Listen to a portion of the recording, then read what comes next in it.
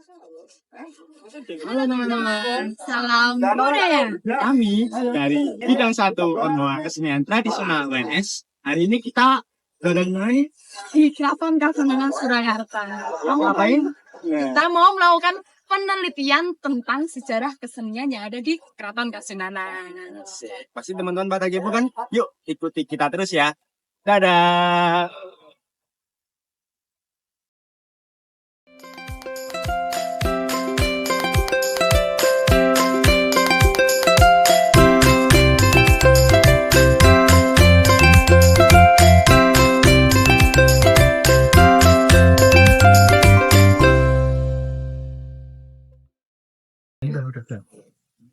Halo teman-teman, nah hari ini di siang ini kita berkesempatan dengan salah satu narasumber kita, Gusti Ganti Ratu Kusmurti Amansari. Bisa Gusti. Siang, depan dalam masih latihan, saya hendak dalam. Dalam meraih ini. Ini sakit kok ini. Ini orang siapa kok raisan. Rasian ini raisan. Rasian rapat Senin. Nggih. Monggo, kamu lagi. Iki sik panggilannya sapa sik? Dalam Zahra. Zahra. Dalam Sandi. Sandi wes ngono. Nggih. Seneng angel rasa. Aku Joko karo Bambang ngono.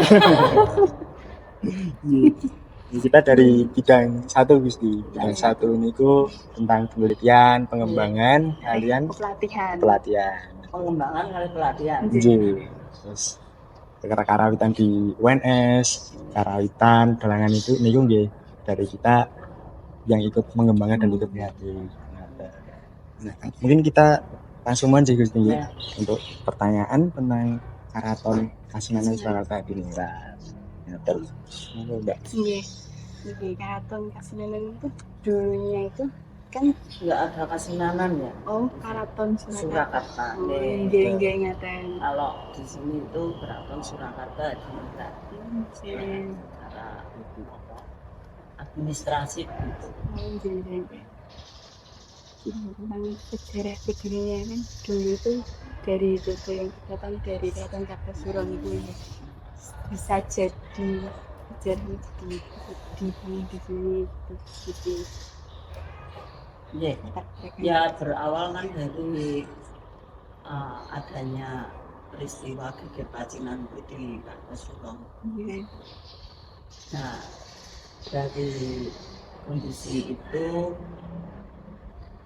bagi keraton sebuah pusat pemerintahan itu kalau istilahnya sudah rusak karena peristiwa yang tidak baik itu terus dipindahkan.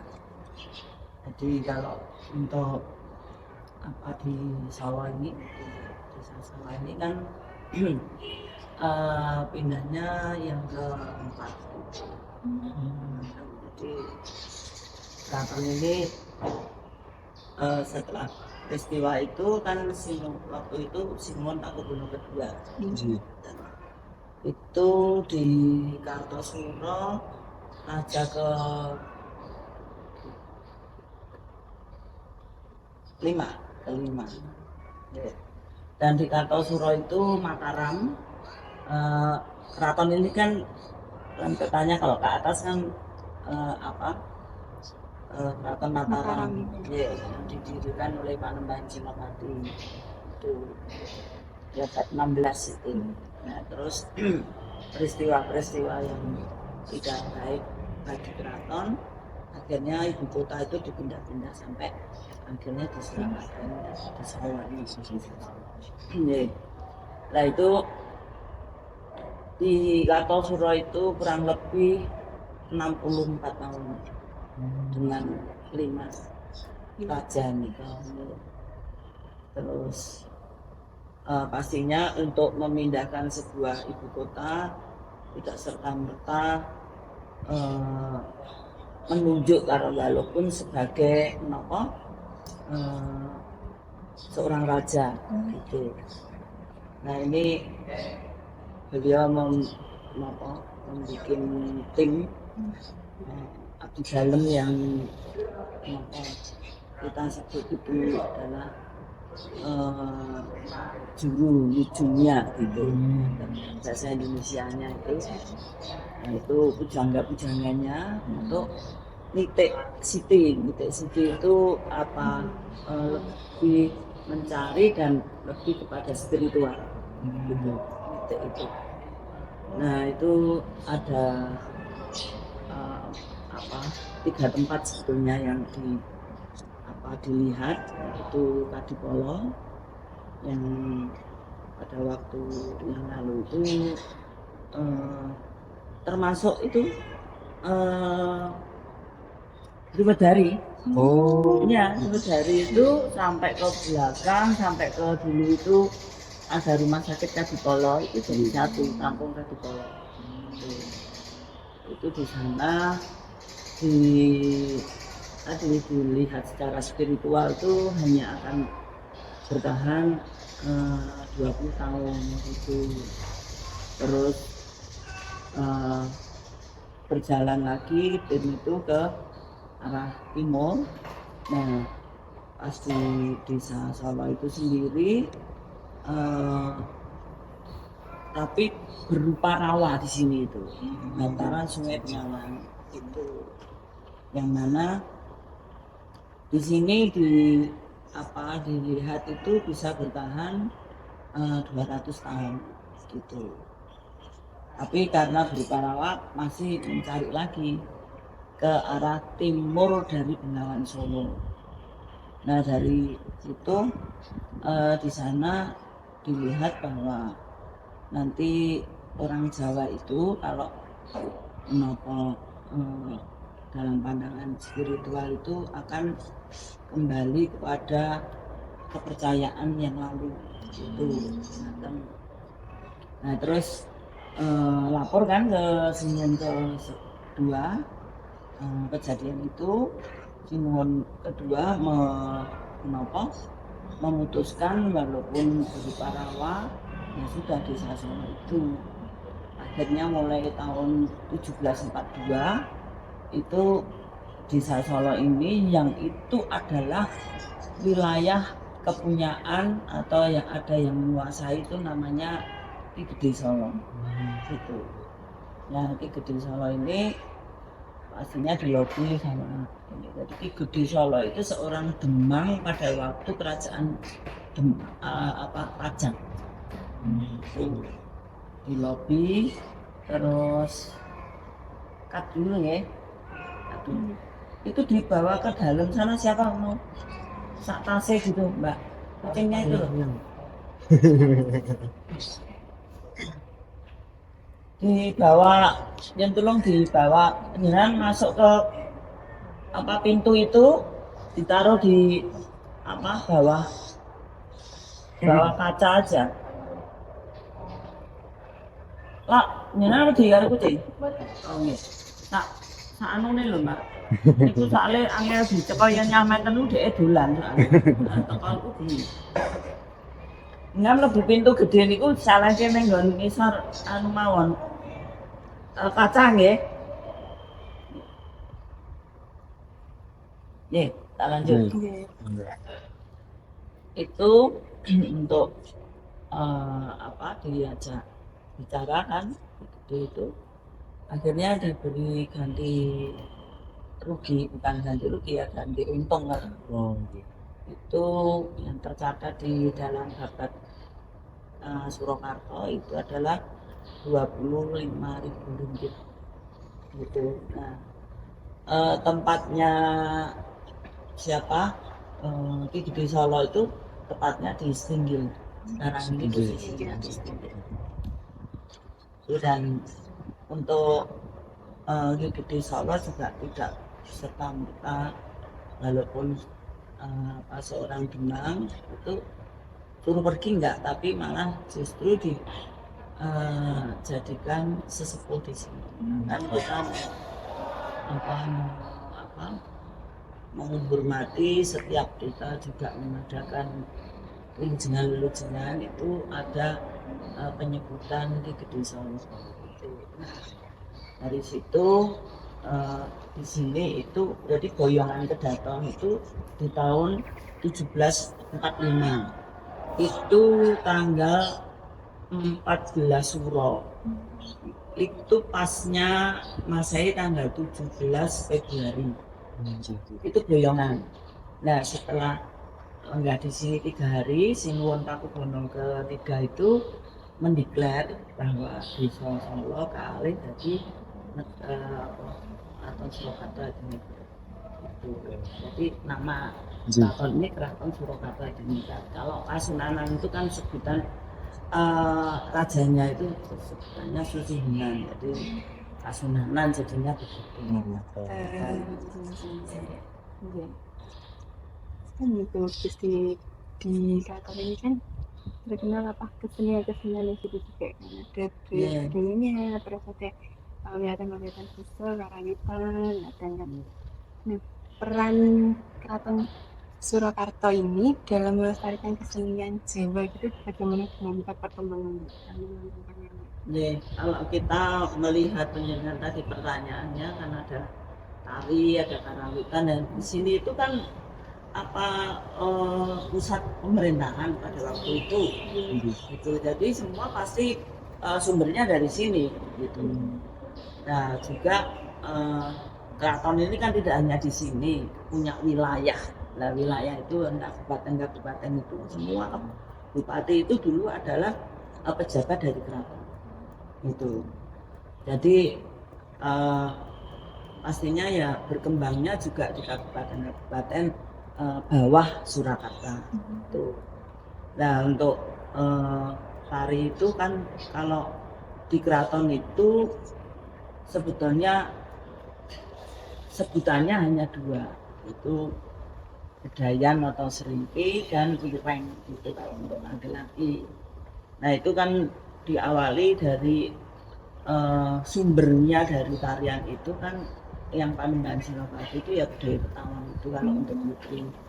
Jadi bagi kami budaya-budaya yang setelah Mataram atau Surakarta di sini itu kan sudah dianggap adalah putra dari budaya itu. Jadi baik pola lantainya, baik apa gerakannya juga nopo iringannya itu sudah dianggap itu tapi ya dianggap juga pusaka karena itu yang menciptakan seorang raja itu. Nah itu mulai dari yang tercatat lestari sampai sekarang. Kalau budaya Ketawang udah jelas karena budaya Ketawang ini bukan sekedar tarian tapi di keraton itu sebagai pusaka. Jadi keraton itu kan banyak pusaka-pusaka yang wujudnya pastinya Tosangaji, terus ada yang lainnya juga itu diisis atau dijamasi itu setiap sosok Kliwon, termasuk budaya Ketawang itu. Makanya budaya Ketawang itu digelar atau dilatihkan untuk para penari itu hanya sosok Kliwon saja, karena bersamaan dengan Sinuwun itu berserta kerabat yang sudah ditentukan itu janasi pusaka.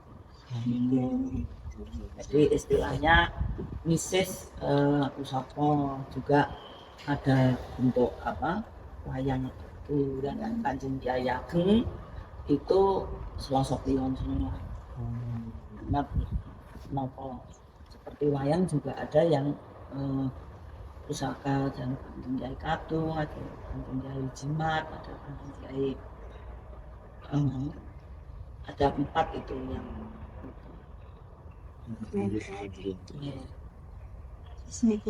ya tadi belum dilanjutkan. Jadi satu aja. Karena pelestariannya yaitu tadi karena kita itu punya patokan yang namanya budaya Ketawang itu yang harus lestari sepanjang keraton Mataram itu ada. Betul. Itu karena itu sebuah pusaka yang itu menjadi satu menopo pertanda secara spiritual yang sudah dicanangkan oleh Eyang Panembahan Senopati, dan keraton ini kan punya menopo pepunden. Pepunden itu kiblat papat, lima pancer itu Gusti Allah. Nah ini salah satu yang kagungan budaya Ketawang itu adalah pepunden kami yang dari arah selatan, itu yang kita percayai itu kagungannya Kanjeng Ratu Kencana Hadisari yang bertahta di Sokodomas Bali Kencana. Itu keratonnya ada di dasar Samudra Hindia.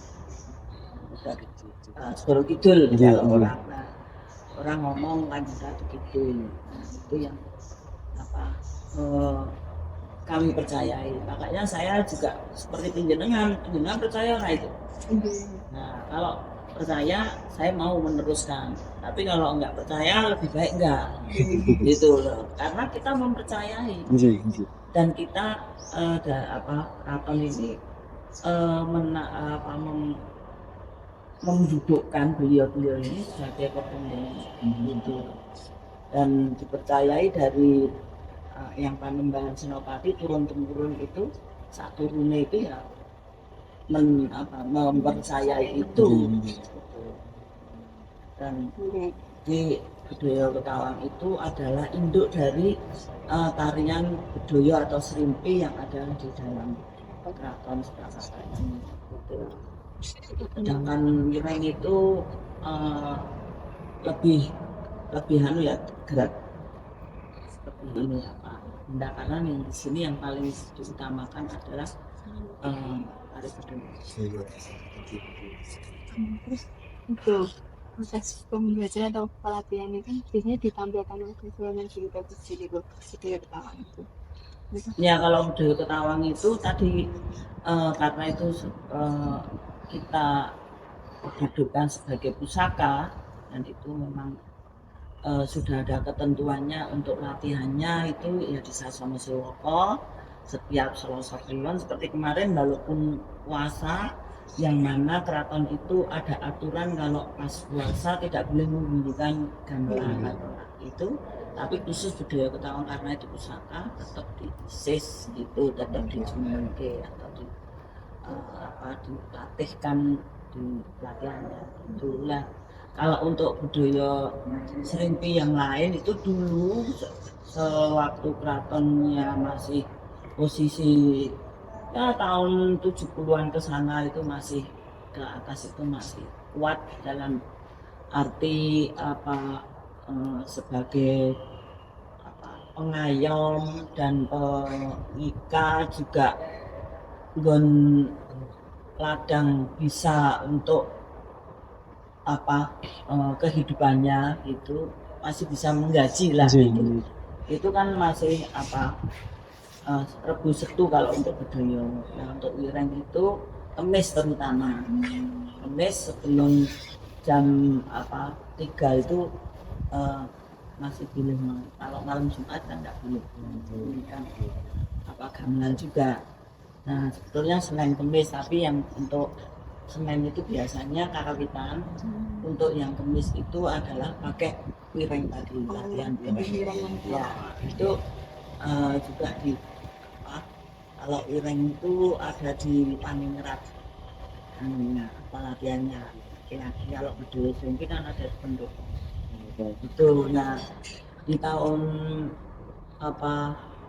mulai tahun 70-an itu kan mulai keraton tidak bisa memberikan istilahnya ya gaji kepada adik-adik, itu kan krisis penari itu, krisis karena semua kan tidak ada di dalam. Dulu budayawan itu kan di dalam PNS lah gitu, jadi gajinya itu ya bisa untuk kehidupan keluarganya di luar keraton. Dan kalau budaya itu bisa di dalam Keputren itu ada satu tempat atau kamar yang khusus namanya Gedung Budaya, itu untuk dia tinggal di situ. kalau tidak pulang ke rumahnya ya dia tidur di situ. Oh, Kalau yang di luar nanti Rebo Sabtu itu dia masuk untuk menjalankan tugasnya sebagai latihan sebagai atlet Di dalam iya. itu. Dan itu digaji penuh waktu dulu. Nah di tahun 74 itu mulai kita ya sebetulnya mulai tahun 54 yang tercatat di eh, kantor perintah keraton itu akhirnya dibentuk satu pawiyatan Nopo Beksa. Nah pawiyatan Beksa itu untuk mencari penari-penari Bedoyo dan Nopo Wireng itu. Nah sejak tahun 74 itu walaupun saya isih cilik ya, tapi saya itu karena seneng dan merasa memang keraton itu punya kewajiban terutama menjaga budaya Betawi itu kan harus ini, dan untuk Rebo Sabtu itu kan tidak boleh bergeser. Yang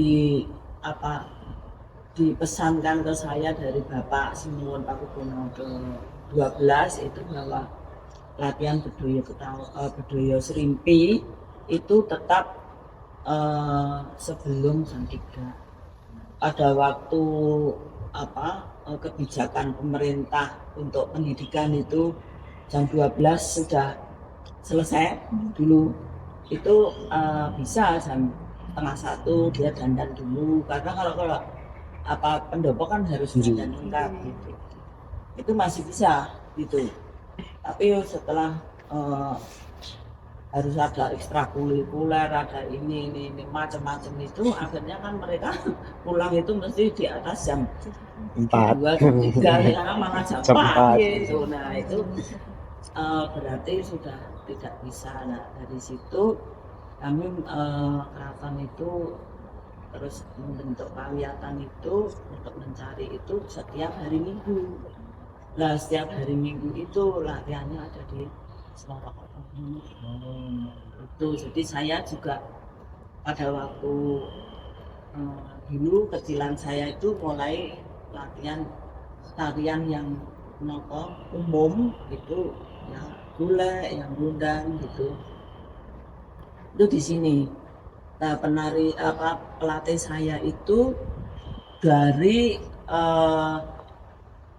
sebetulnya dulu di dalam Bedoyo, tapi dia direkrut oleh pemerintah menjadi guru di SD. Dulu kan ada ketentuan, tidak hanya ekstrakurikuler saja, tapi ada kebakuan atau keharusan untuk belajar tari itu. Wajibkan. Pelajaran menari itu ya wajib dulu itu. Nah itu yang Nopo Lambat Laut, saya latihan di sini sama namanya Biwanti. Biwanti itu kakaknya juga guru tari lagi, Wireng, di dalam Ondro Bedoyo yang khusus penari-penari. Anaknya itu penari BKKT pertama juga. Oh. Mas Joko itu ya umurnya sekarang bangsa wis berapa ya, hampir 70-an itu angkatannya Gusti Pujer. Oh. Itu dulu terus ya jadi pegawai di pegawai negeri di UNS juga. Nah dari sini itu yang utama saya berikan pelatihan itu hanya Bedoyo Serimpi, karena kita punyanya yaitu ya hanya Bedoyo dan Serimpi, yang juga tujuan untuk memberi merekrut itu untuk menyiapkan para penari-penari yang dibutuhkan untuk khususnya Bedoyo Betawi. Karena Bedoyo Betawi itu kan ada ketentuan kalau sudah nikah kan nggak boleh menari. Nah di situ yang berat bagi keraton untuk regenerasinya.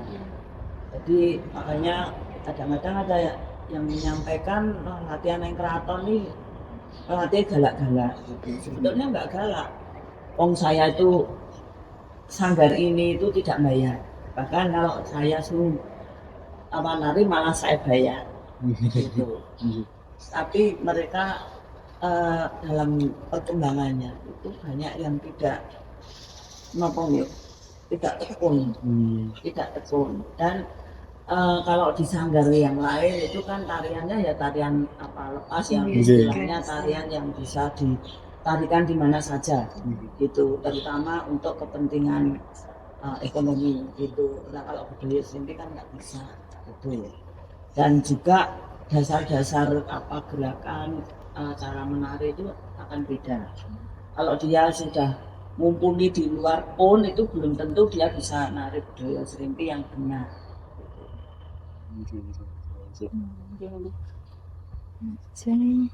Iya, mungkin Terus lewat itu suka banget. masih pengen pedalangan Manjefus ini. Ya, pedalangan. Ya, mungkin sakit diceritakan Ya, pripun aja.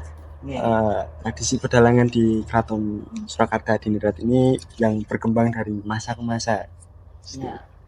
Ya kalau penjenengan menunjuknya dari masa ke masa ya sudah pasti karena keraton sudah bukan pusat pemerintahan, itu semua hampir berhenti. Tapi kalau untuk tari terutama budaya serimpi itu saya pertahankan banget karena tadi kami membutuhkan untuk regenerasi yang budaya Betawi itu. Nah ini kalau untuk kesenian yang lain seperti pedalangan itu kan dulu kecilan saya itu pedalangan itu justru di sana di Bangsal Marcukundo sana itu. Nah, termasuk salah satunya lulusan pedalangan ini Pak Harmoko, Menteri Penerangan dulu. Oh iya. Juga pernah jadi ketua DPR RI atau informasi itu. Makanya istrinya itu malah orang Tamtaman situ. Itu. Nah dari lambat laut terus akhirnya malah pedalangan itu ya mengalami mati suri. Terus pindah ke di mana Balai Agung. Oh, Balai Agung. Balai Agung sana. Nah pasca menopo pemerintahan Orde Baru di sana itu pernah pendoponya hilang, dicabut, dijual, nggak tahu. Sebabnya itu masa yang lalu saya udah nggak mau. Kan akhirnya ya saya kan dulu ya aktivis, saya istilahnya ya ada gerakan-gerakan mahasiswa, saya juga UNS sama rekan-rekan sana, dua Bangsal itu bisa kembali. Ya yang paling timur itu namanya Bangsal Majedan itu bisa kembali. Yang Bangsal Balai Agung itu setelah sekarang ini kami baru tahu bahwa ternyata tidak dikembalikan seperti yang sebelah timur. Itu dikembalikan tapi sudah tiangnya itu sudah sakobunya itu sudah dari sektoran beton itu dilapis pakai ini kayu. Itu. Nah itu di sana berjalan sebetulnya ya berhenti juga. Gurunya itu sebetulnya kan juga ngajar di mana konservatori yang sekarang itu adalah SMKI, terus nanti jadi SMK 8. Nah, termasuk juga sebetulnya guru tari di sini budaya serimpi itu waktu pembentukan awal sekarang jadi isi itu kan diberi sinuwun kesempatan pemakai untuk pembelajaran mahasiswanya itu dulu masih akademi kesenian Indonesia ya ASKI itu. Nah itu di Hasunumulyo itu. Tapi ya itu karena di sana itu dibiayai dengan apa APBN, juga APBD. Nah itu di sana berkembang sebagai perguruan yang melejit. Setelah selesai dia merasa cukup untuk para dosen-dosennya untuk mengasuh aku, dan merasa ini apa guru-guru yang dari keraton diberhentikan gitu. Ya itu di tahun 75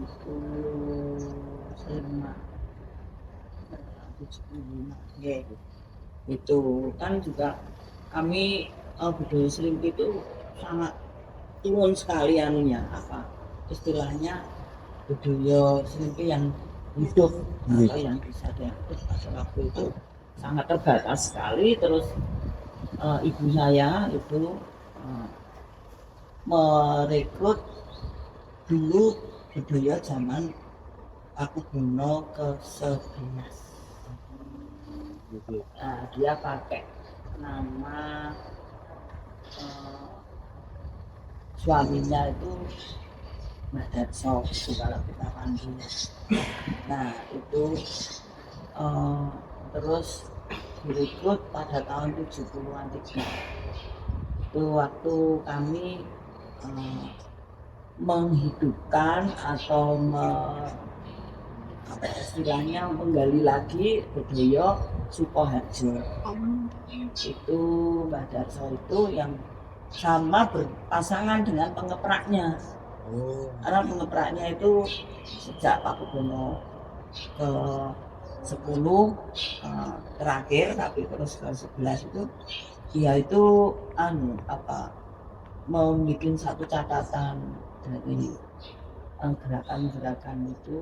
Jadi budaya Seringki itu sangat berhubungan erat dengan pengepraknya, juga dengan kemampuan pesindennya sebetulnya. Tapi pesinden lebih tidak pengeprak ini itu istilahnya kan yang memimpin dirijennya gitu. Tidak hanya musiknya saja tapi juga itu Pak Dislan waktu itu. Terus Mbah Darso itu sama Pak Dislan itu diizinkan oleh Bapak untuk membantu berdirinya ASKI itu dari sana.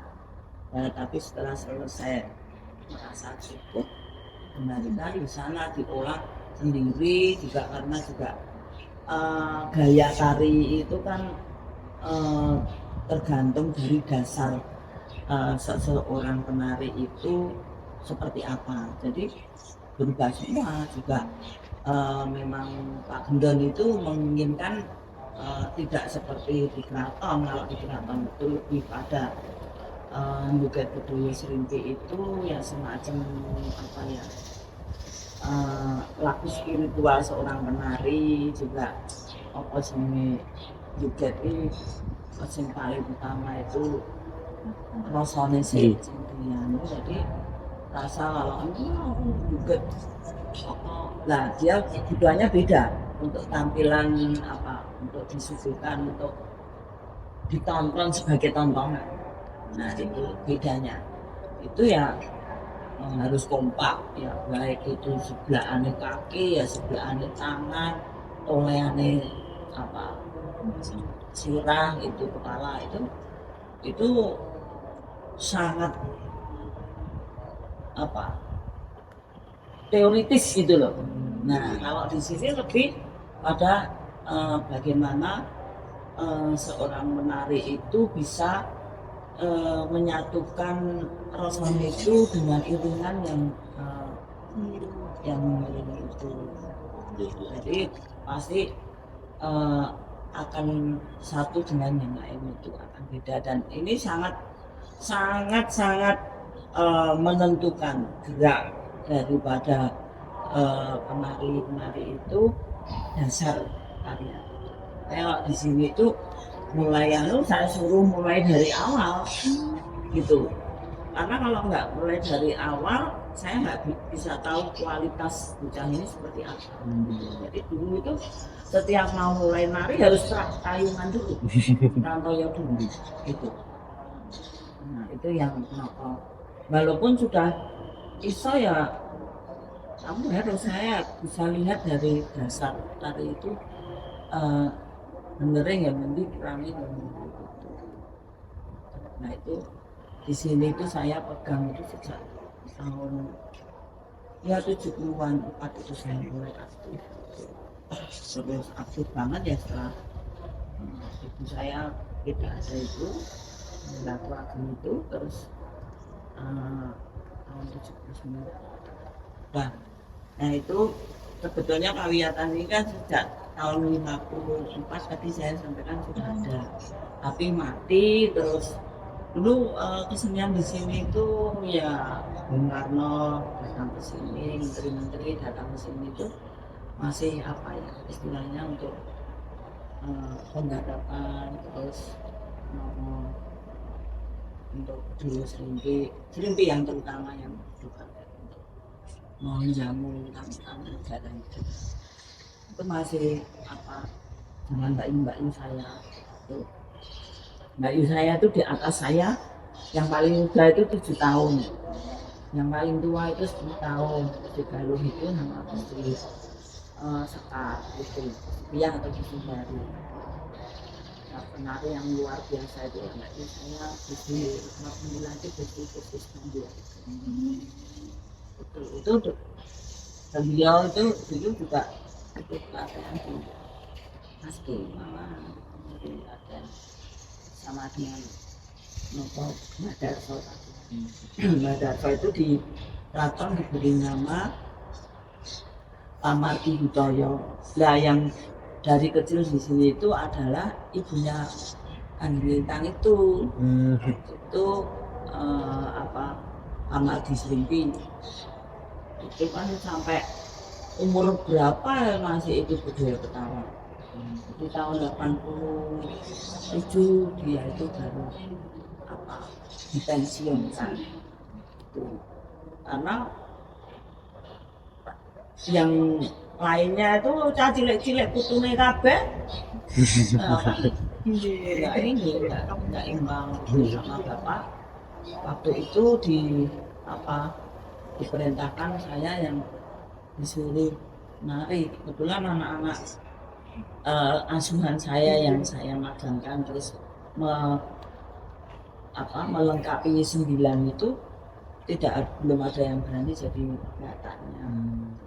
Saya disuruh bapak intinya kan yang lainnya juga nggak berani menggali ibunya kan Bintang ini gitu. Terus pastinya dawunya sini kan. Nah itu dulunya itu dalam kan nggak boleh. Saya kan bertanya sama bapak Muntirso, saya pun nonton nopo atau saya itu kan seneng nari ya. Terus juga saya sudah menyiapkan untuk regenerasinya itu sudah sejak tahun 70-an itu. Ternyata itu kan sebuah sesaji kepada apa itu. Nah, tapi juga beliau begini lah yang anak keraton kan duwe budaya para anak duwe.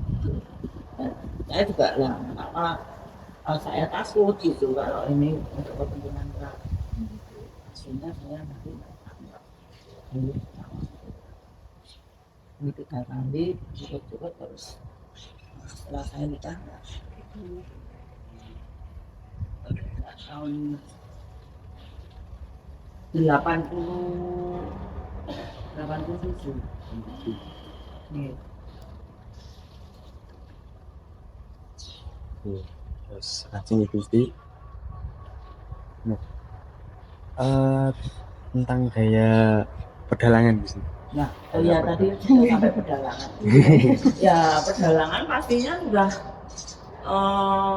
kalau saya ya yang saya lihat ya karena saya tidak mendalami nah itu pastinya ya gendingnya itu kan sudah ada kebakuan gitu. Tapi kalau yang takliran sekarang itu ya saya udah nggak bisa berkomentar karena saya sendiri bisa menikmati hanya dari dalang itu adalah narko satu Oh, nggih. gitu.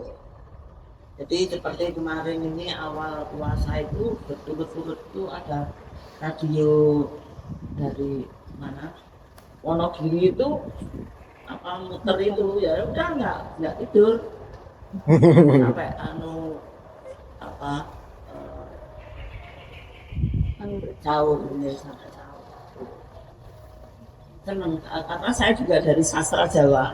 Oh. Iya, saya sastra Jawa terus apa saya juga sangat senang dengan sastra.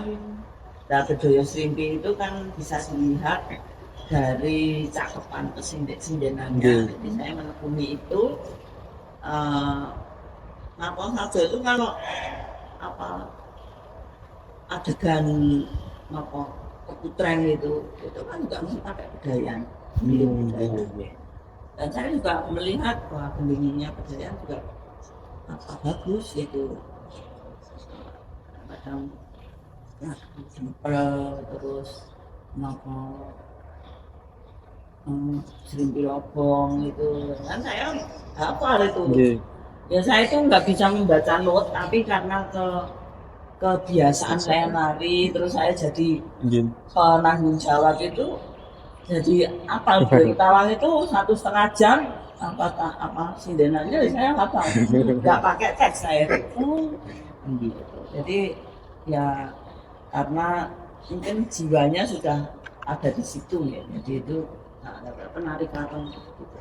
Nah itu saya ajarkan kepada para penari saya. Kamu yang utama harus bisa melaraske rosomu itu sama iringan gendingnya.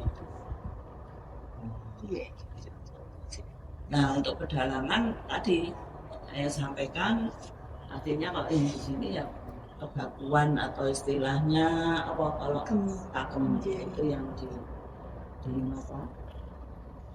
Tapi kan ya sekarang ini kan posisinya sudah nggak ada gurunya yang meninggal terakhir mungkin 3 tahun yang lalu itu kan apa yang itu juga guru di SMKI itu. Nah sekarang keraton kosong juga pedalangan sejak 2011 itu ya semua itu dikarenakan saya tidak tahu itu kebijakan atau itu karena kepentingan politik saya harus bicara itu atau karena kepentingan ekonomi. Nah ini yang membuat keraton ini 5 tahun berhenti total berhenti semua itu. Jadi saya kan baru masuk lagi itu akhir dari 2022 itu 2021 itu lah saya menata lagi itu. Nah, kebetulan untuk apa guru di sini kemarin saya juga sendiri latihannya di Setinggil gitu. Terus karena udah kembalikan di sini pastinya kalau tadi penari-penari itu kan ya sekolah ya silakan ada yang sudah tanggung gawe yang latihannya saya serahkan nopo waktunya karena juga Bedoyo Srimpi kan di Wawalerke itu diharuskan itu latihannya ya dengan lingkungan itu hanya di hari Selasa sama hari Jumat kalau dulu anak-anak itu latihannya tapi yang khusus minggu itu di sini yang pegang malah istrinya Angin Lintang itu. Oke. Nah ini yang apa untuk kalau sudah ikut dari hari Minggu terus Selasa sama nah itu baru saya magangnya ikut budaya Betawi. Jadi tidak serta merta ison joget terus kon ngadeg kon ngiroke apa jenenge kan sempat seperti itu waktu kita disuruh keluar itu udah pelecehan terhadap apa sebuah kebudayaan. Terus juga pastinya juga pelecehan terhadap kami sebagai pengantin yang apa menjaga itu, menjaga budaya itu atau tarian. Nah itu perintah siapa dalam pemerintahan siapa.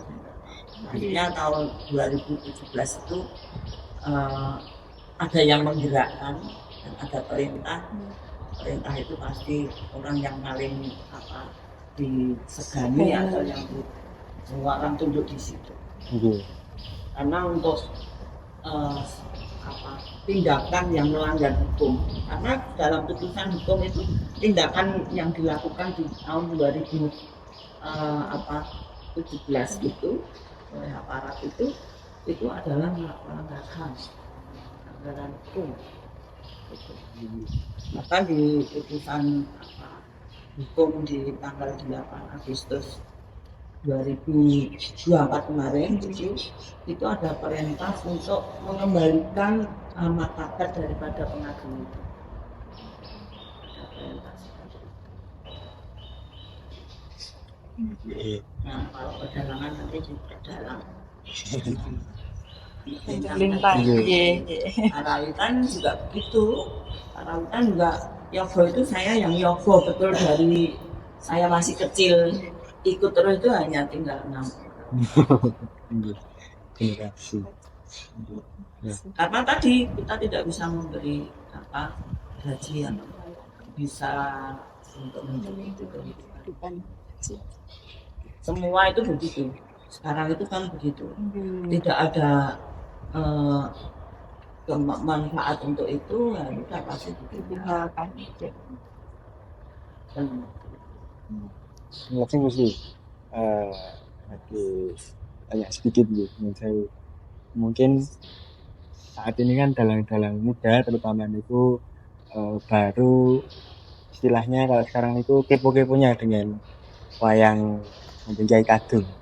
Mungkin bisa diceritakan sedikit terkait keunikannya dari Kanjeng Kadung ini, Pak.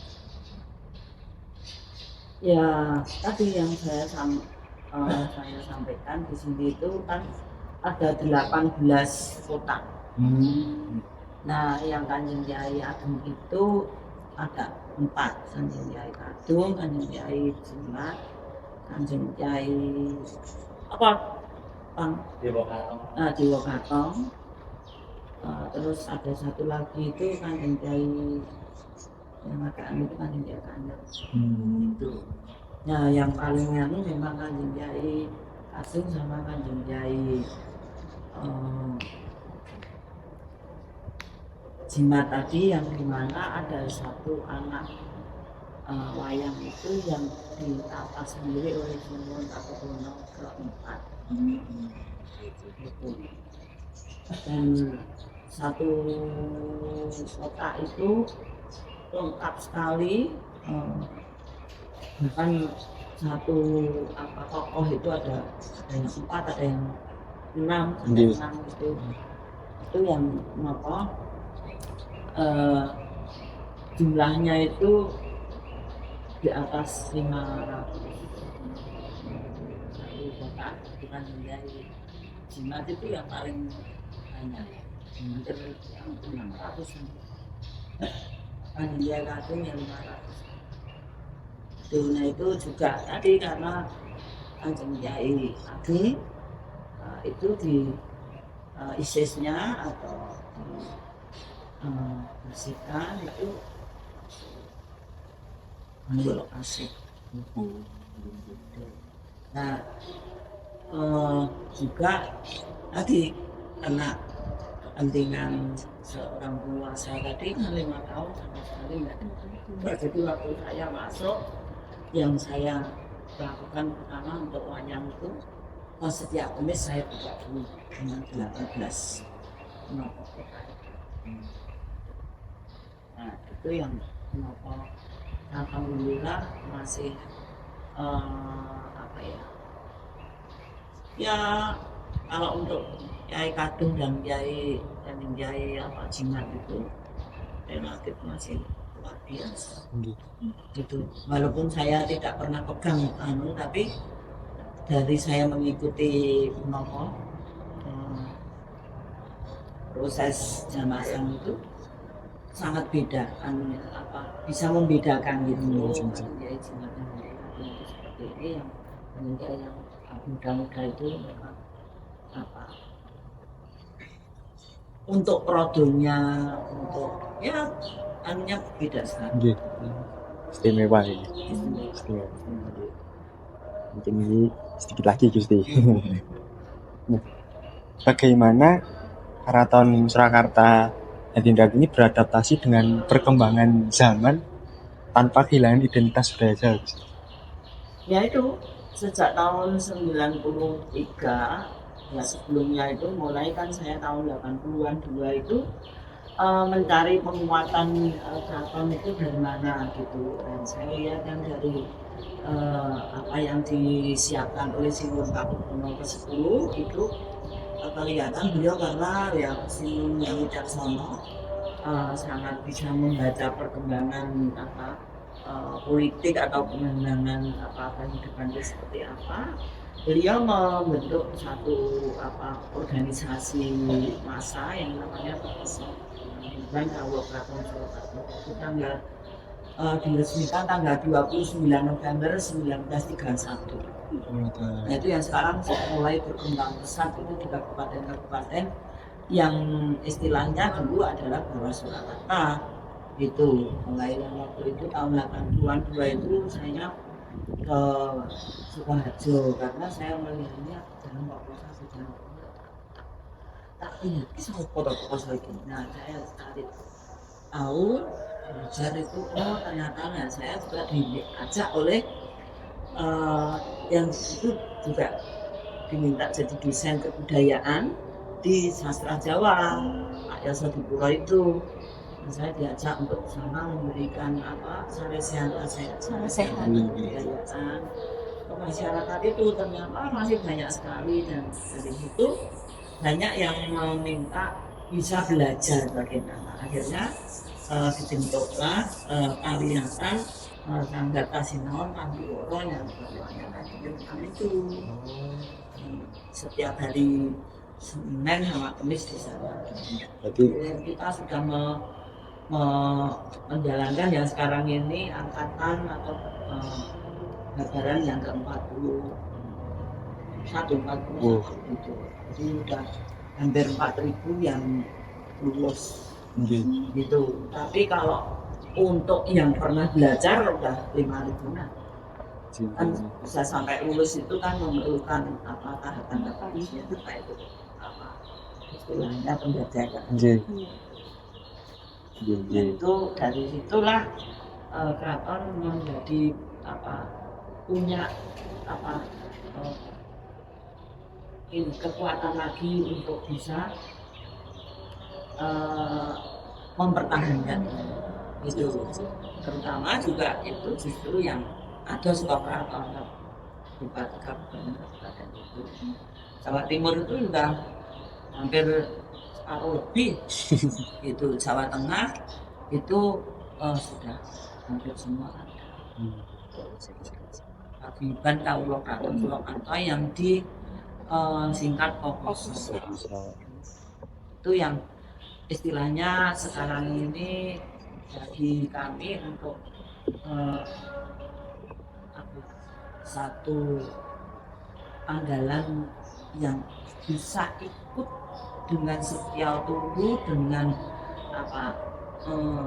keinginan sendiri ingin mempertahankan kebudayaan Jawa itu. Nah, karena kalau kita ke Sentono itu terbatas sekali, itu harus ada garis keturunannya, dan yang masih ada itu kan jauh-jauh. Kalau dari Pakubuwono ke-3, ke-4, ke-5 gitu kan pasti wis tarik udek-udek gantung timur gitu. yang dari yang seperti saya ini kan taruhlah saya itu kemarin dari Paku Bono Kemang, tapi kan sudah nyebar seluruh Nggih. ini, jadi paguyubannya itu sudah tidak bisa diandalkan gitu. Jadi hanya sekarang tinggal Putri Nako saja yang masih bisa perempuan. Itu pun juga sudah saya masuki dari masyarakat yang memang peduli, tapi yang pentolan-pentolan pengurusnya itu yang masih ada. Ngerti. Iki. Nah, harapan untuk perkembangan seni ke depannya, terutama bagi anak-anak muda, gimana caranya agar tertarik kembali dengan seni-seni budaya khususnya di daerah Jawa. Nah itu, kalau keraton pasti seperti yang saya sampaikan, diemoi. Nah itu, karena di sana sebagai bintang, belum tentu dia bisa nari di sini gitu loh. Mengikuti aturan baik itu olah tubuhnya, olah rasanya, itu kan akan kembali pada nol lagi. Jadi dia merasa aku seneng kono juga iso apa, iso gambyong, iso juga apa wae lah budaya yang baik. Gagal isi itu iso. Tapi kalau sini bang juga itu cakil loh, kan itu. Ini harus dikandani sih. Nah itu kalau yang sudah merasa pasti aneh, nah itu yang makanya saya di sini itu juga saya tekankan lah kalau kamu kok pengen jadi penari yang betul-betul penari yang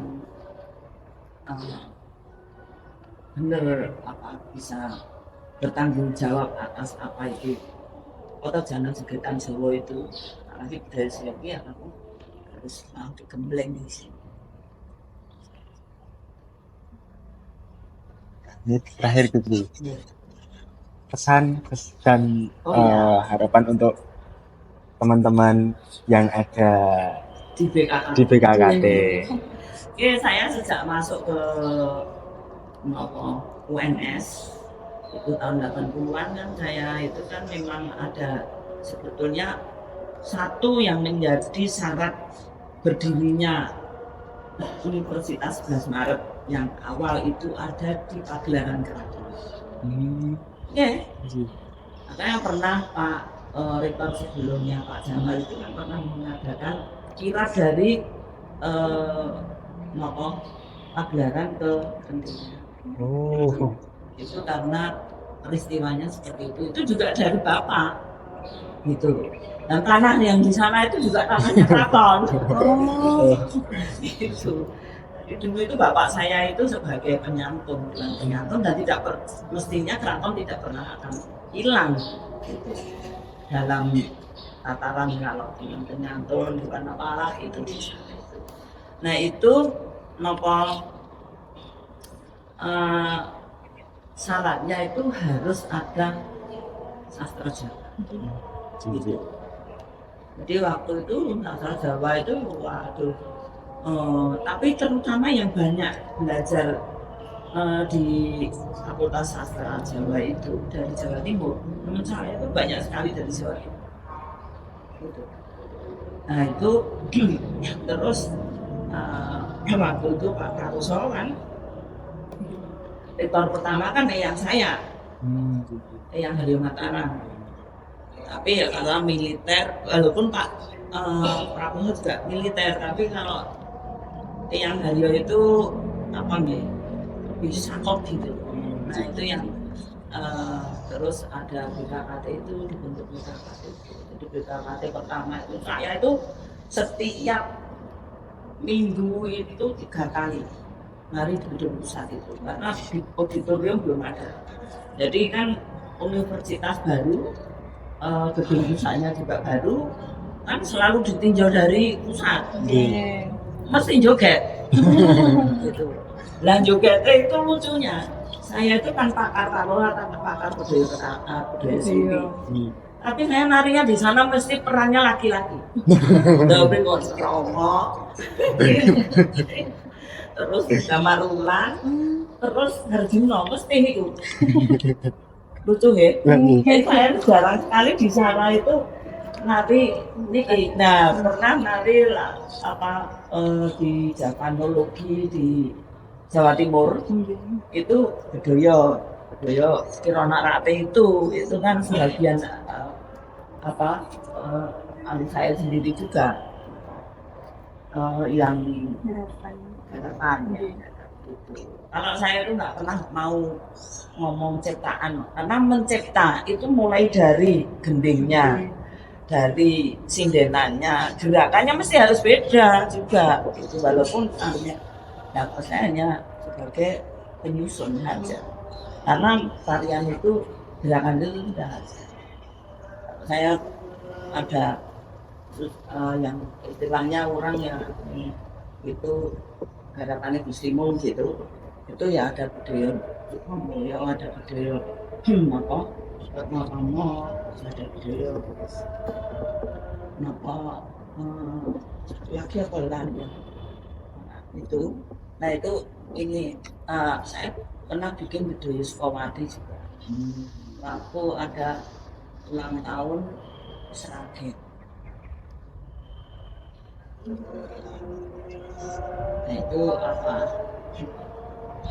Kirana Rate itu kan awalnya kan saya pas belajar tentang perpustakaan. Nah, orang yang gelem makan, saya makan. Karena saya kan dengan penari ya pakar itu Mas Sutrisno itu dulu nari sering. Terus Romo di Prambanan. Nah, di sana nggak ada kegiatan, saya ikut kegiatan itu terus dia Rembok Puspito itu terus setelah di sini saya garap lagi jadi Kirana Rate cakupannya saya rubah terus ada beberapa posisi itu saya rubah terus apa yang menceritakan tentang seorang Bedoyo yang paling utama itu adalah Ketajaman Mata Ketajaman itu belajar di bawah pakai panas di bawah serang sinar ini Kirana Rate Kirana itu benda apa sinar Rate itu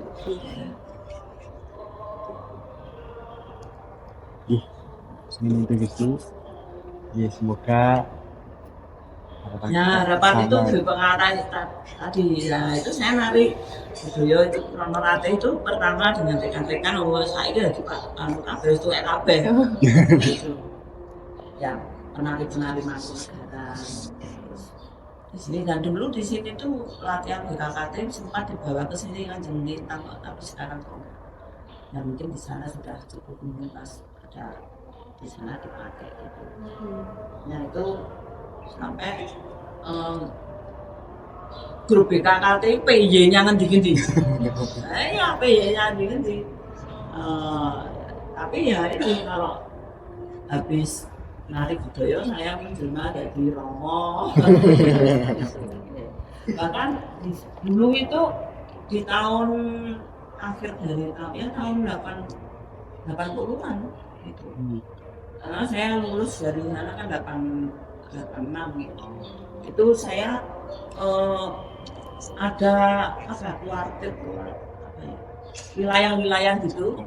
Itu ada lomba kesenian tradisional. Itu ada ketentuannya. Nah itu lucunya waktu itu ini saya cerita nggak? Untuk contoh yang nanti gerakannya seperti ini itu tari Retno Pamudya. Nah itu sebetulnya nggak mau diajukan untuk di kompetisi apa dilombakan itu sebetulnya saya nggak mau. Mengko yang kalah aku dia di sini neng yang menang dia lumrah. Karena kok gini. Tapi ya saya dipaksa oleh universitas juga waktu itu SMA 4. Nah itu. Ya untuk contoh itu saya yang nari, bukan untuk contoh itu waktu itu siapa namanya Tuti SP gitu, dan dia terus bekerja di tempatnya sadarnya Mas Guru sampai sekarang gitu, asal Jawa juga. Terus setelah itu nopo waktu lomba saya yang maju. Oh, kabeh dong. Piye kok. Terus garapan itu dulu kan yang pegang di sana itu kan Mas Witoyo. Itu luar biasa sudah Mas Witoyo. Nah itu mesti ya itu saya jadi damar ulang, dia malah jadi anunya. Apa jenenge minak jinggo. Jinggo. Jadi padu tenang. Itu yang apa jadi. Nah aslinya saya untuk apa alumni UNS dan alumni KKT ya mengharapkan anak-anak atau ya anak-anak cucu mungkin ya itu bisa menekuni iman-iman kanan bumi, karena apapun pandangan saya di dalam perjalanan budaya bahwa kebudayaan Jawa itu adalah kebudayaan yang tertinggi di dunia, karena sebetulnya kebudayaan Jawa itu seperti pusatnya di keraton itu menari itu tidak hanya olah mubaki alam, tapi kan ada ritualnya yang itu adalah kita persembahkan kepada Gusti Allah. Makanya daya di keraton, tarian di keraton mesti pakai sembahan, terakhir juga pakai sembahan. Mau menjalankan satu tugas itu harus istilahnya apa ya, minta izin, minta kekuatan dari Tuhan gitu ya Allah. Itu karena juga budaya saya diajarkan oleh ibu saya dalam sembahan itu menyatukan dengan Allah itu dengan unjalan bekal itu sembahan itu selawat Nabi 3 kali gitu, termasuk yang plongke menyan itu juga selawat 3 kali baru plongke loh. Terus nggak musriin nggak ngerti. Nah itu itu yang saya pahami dan saya tahu tentang seorang penari juga seorang yang hidup berkecimpung dalam mungkin Niko Gusti tadi pertanyaan-pertanyaan dari kita gitu. Semoga untuk kedepannya alhamdulillah Gusti dan restu mungkin BKKT UNS tambah maju, tambah jaya, mugi derek mayu bagya lestarian Jawa. Nggih, matur nuwun sanget Gusti. Mugi hasil dari wawancara tadi dapat memberikan pengetahuan kepada teman-teman. Untuk rekan-rekan mahasiswa yang punya kemampuan sedikit itu ya diperdalam di KKT itu apa kan punya itu apa jenis Agus budaya itu saya dulu hampir setiap minggu juga ada acara di situ apa BKKT itu dibiayai benar sama universitas juga kita boleh cari sponsor itu apa semua sekarang ini juga garapan-garapan RRI garapan sama apa ya itu apa wujud dari kepedulian daripada universitas sendiri itu bahwa ini adalah universitas di Surakarta atau di Solo yang syarat dengan lingkungan matur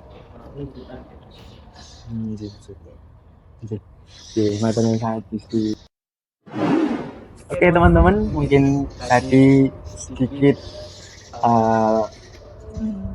wawancara kita dengan Bingung. Terima kasih, semoga dapat menambah pengetahuan kita semua. Mungkin dari kita juga izin untuk undur diri. Assalamualaikum warahmatullahi wabarakatuh. Salam budaya. Matur nuwun sanget.